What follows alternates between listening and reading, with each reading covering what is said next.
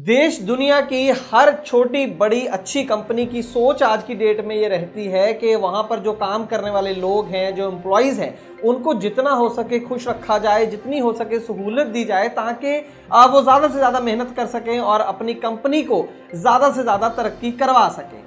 लेकिन आज की डेट में भी और ख़ास करके ट्रांसपोर्ट सेक्टर में अभी भी बहुत सी ऐसी ट्रांसपोर्ट कंपनियां हैं जिनकी मानसिकता 100 साल पुरानी है। सहूलियत तो क्या देनी है अपने ड्राइवर्स को, अपने एम्प्लॉयज़ को, उल्टा जो कंपनी के करने वाले काम है, जो कंपनी के हित की बात है, अगर वो भी करे ड्राइवर तो उसको ना सिर्फ सज़ा मिलती है बल्कि उसकी पिटाई तक हो जाती है। ऐसी ही एक खबर लेकर हाजिर हैं आज की खास ग्राउंड रिपोर्ट में। एक छोटे से कमर्शियल के बाद हाजिर होते हैं। दोस्तों, अगर आपकी गाड़ी का बीमा खत्म हो चुका है और नए बीमे के लिए इंस्पेक्शन की जरूरत है तो ट्रांसपोर्ट मॉल को संपर्क करें। खर्चा तो कम होगा ही, देश के किसी भी कोने में आपकी गाड़ी हो, हमारा सर्वेयर वहां पर पहुंच जाएगा। इसीलिए मैं कहता हूं कि गाड़ी का बीमा सिर्फ और सिर्फ ट्रांसपोर्ट मॉल के प्लेटफॉर्म से 90-831 पर अभी अपनी गाड़ियों के नंबर व्हाट्सएप करें। ट्रांसपोर्ट टीवी पर आपका स्वागत है दोस्तों, मैं हूं मनिंदर सिंह और आप देख रहे हैं ग्राउंड रिपोर्ट। दोस्तों, हरियाणा की एक कंपनी है संदीप लॉजिस्टिक। इसकी एक गाड़ी है नागालैंड नंबर की, स्क्रीन पर नंबर देख सकते हैं। 2019 मॉडल अशोक लेलैंड की 1618 गाड़ी है। इस गाड़ी को चलाते हैं जो ड्राइवर, उनका नाम है सत्यदेव, यूपी प्रतापगढ़ के ये रहने वाले हैं। एक लोड लेकर गए 13 फरवरी को इस गाड़ी में गुजरात के बेचाराजी नाम की एक जगह है, वहां से लोड लेकर गए यूपी के लखनऊ में, जो कि लगभग 1700-1800 किलोमीटर है यहाँ से, और 13 तारीख को लोड लेकर गए। इसके अंदर मारुति कार्स लोड थी, यानी कि एक ऑटोमोबाइल कैरियर था। और 13 तारीख को गाड़ी चली और 15 तारीख को टाइम से ये गाड़ी यूपी पहुंच भी गई लखनऊ, और वहां जाकर अनलोड भी 15 तारीख को कर दिया। उसके बाद वापसी थी इनकी, खाली वहां से गाड़ी आ रही थी 16 तारीख को। 16 फरवरी को जब ये वापस आ रहे थे तो दोपहर में इनकी गाड़ी का जो डीजल था वो खत्म हो गया, और जहां पर ये डीजल खत्म हुआ वो जगह थी रायपुर जाट, यूपी के अंदर। तो सत्यदेव ने इमीडिएटली कंपनी के जो मैनेजर थे विकास, उनको फ़ोन किया कि सर ऐसे करके डीजल ख़त्म हो गया है और यहाँ पर मैं खड़ा हूँ, आप तुरंत जो है डीजल का इंतज़ाम करें ताकि मैं गाड़ी को लेकर वापस आ सकूँ। लेकिन हैरानी की बात ये थी ड्राइवर के मुताबिक कि जो मैनेजर थे उन्होंने कोई बहुत ज़्यादा ध्यान नहीं दिया। अदरवाइज़ पहले तो एक बहुत ही शर्मनाक बात होती है एक गाड़ी मालिक के लिए कि अगर उसकी गाड़ी बिना डीजल के कहीं भी खड़ी रहे तो एक बहुत ही शर्म की बात, बहुत ही इनएफिशिएंसी की बात है, मिसमैनेजमेंट कहेंगे इसको।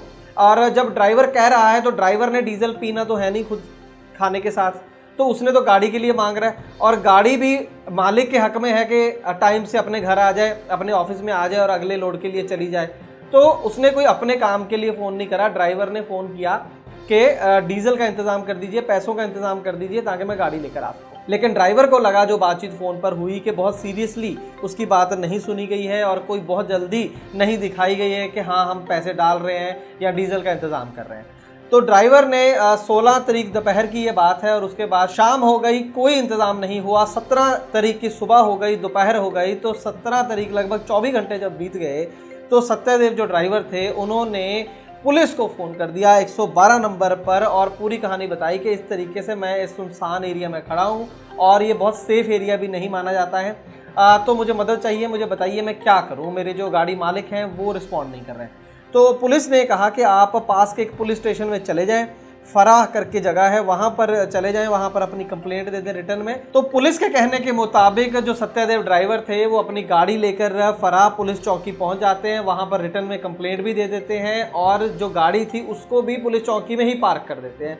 देखिए, यहाँ पर भी ड्राइवर ने समझदारी का काम किया। अगर वो हाईवे पर गाड़ी छोड़कर आ जाता और गाड़ी कल को चोरी हो जाती या उसमें से कोई सामान चोरी हो जाता तब भी उसकी जिम्मेवारी बनती थी। मैं हमेशा कहता हूं कि ड्राइवर 2 नौकरियां करता है, एक तो ड्राइविंग की और दूसरी चौकीदारी की। खैर, पुलिस स्टेशन के अंदर वो गाड़ी खड़ी कर देता है और कंपनी को भी पता चल जाता है, कंपनी को फ़ोन चला जाता है कि भाई इस तरीके से कंप्लेंट हो गई। तो उसके बाद एकदम से जो कंपनी की मैनेजमेंट होती है वो चुस्ती दिखाती है और चल पड़ती है इमीडिएटली पुलिस स्टेशन की ओर। और अगले दिन 18 फरवरी को 3-4 लोग कंपनी की तरफ से, सत्यदेव ने हमें बताया, कि वो पुलिस स्टेशन पहुंचते हैं, वहां पर पुलिस से बातचीत करते हैं, ड्राइवर से बातचीत करते हैं, और पुलिस के सामने ही एक लिखती सुपुर्दारी टाइप हो जाती है, स्टेटमेंट ले ली जाती है कि गाड़ी हैंडओवर कर रहा है ड्राइवर कंपनी को। हालांकि जो ड्राइवर का हिसाब किताब जो होना है वो अभी बाकी है। तो इस तरीके से पुलिस स्टेशन से कंपनी आकर अपनी गाड़ी ले जाती है, डीजल वगैरह डलवाती है और ले जाती है। लेकिन जैसे ही वो गाड़ी लेकर पुलिस स्टेशन से निकलते हैं, वो जो 3-4 लोग आए थे, जिसमें 2 लोगों का नाम सुधीर और वरिंदर बताया है सत्यदेव ने हमें, तो जैसे ही लेकर जाते हैं, थोड़ी देर बाद ही सत्यदेव को याद आता है कि यार मेरे तो कपड़े रह गए गाड़ी के अंदर। तो वो इमीडिएटली पुलिस वालों को ही बोलता है कि सर आप प्लीज़ उनको फ़ोन करके बोलें कि जहाँ पर हैं वहीं पर रुक जाएं, मैं आ जाता हूँ और मेरा सामान गाड़ी में छूट गया है, मुझे वो ले लेने दें। तो उनको फ़ोन जाता है पुलिस स्टेशन की ओर से, तो उनको रुकना पड़ता है। अभी 4-5 किलोमीटर दूर ही वो गए थे, तो वो कह देते हैं कि ठीक है, रिलायंस पंप है वहाँ पर 4-5 किलोमीटर पर, वहाँ पर गाड़ी खड़ी है, तुम आकर अपना सामान ले जाओ। तो जैसे ही सत्यदेव वहाँ पर पहुँचते हैं अपना सामान लेने के लिए, सामान ले लेते हैं। सामान लेकर जब वो वापस आ रहे होते हैं तो सत्यदेव का यह आरोप है कि वो जो 3-4 लोग थे उन्होंने उनके ऊपर हमला किया गुस्से के अंदर, क्योंकि उन्होंने जो है पुलिस को कंप्लेंट की थी।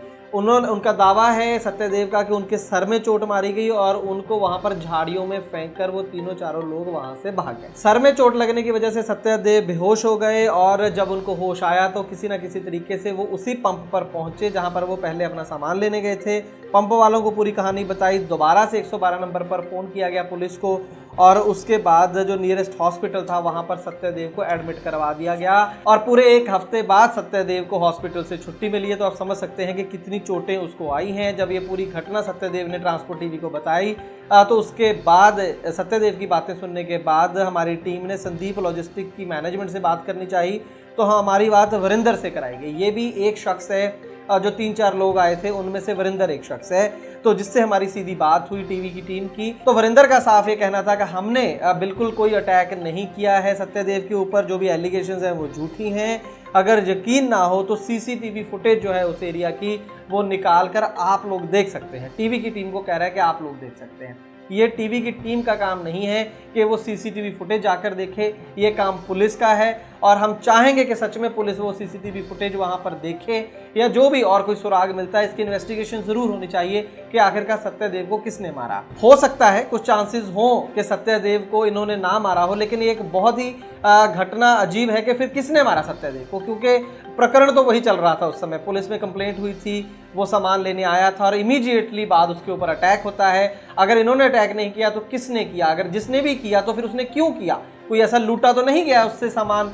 तो ये भी समझ में नहीं आता कि फिर और कौन है जिसने अटैक किया है। दूसरी तरफ जब हमने ये बात सत्यदेव से कही कि तुम्हारी कंपनी वाले तो मुकर रहे हैं, तो उसका कहना था कि मैं अपने बयान पर अभी भी उसी तरीके से खड़ा हूँ।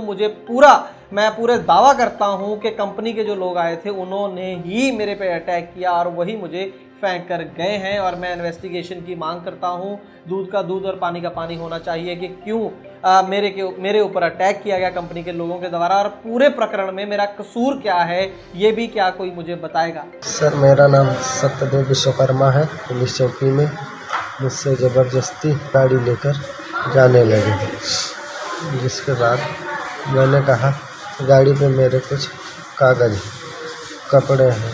मैं जब गया कपड़े बर्तन लेकर उतर रहा था तो पीछे से सुधीर, वीरेंद्र और 2 लोग थे जिनको मैं नहीं जानता, वो लोग मुझे मारने लगे।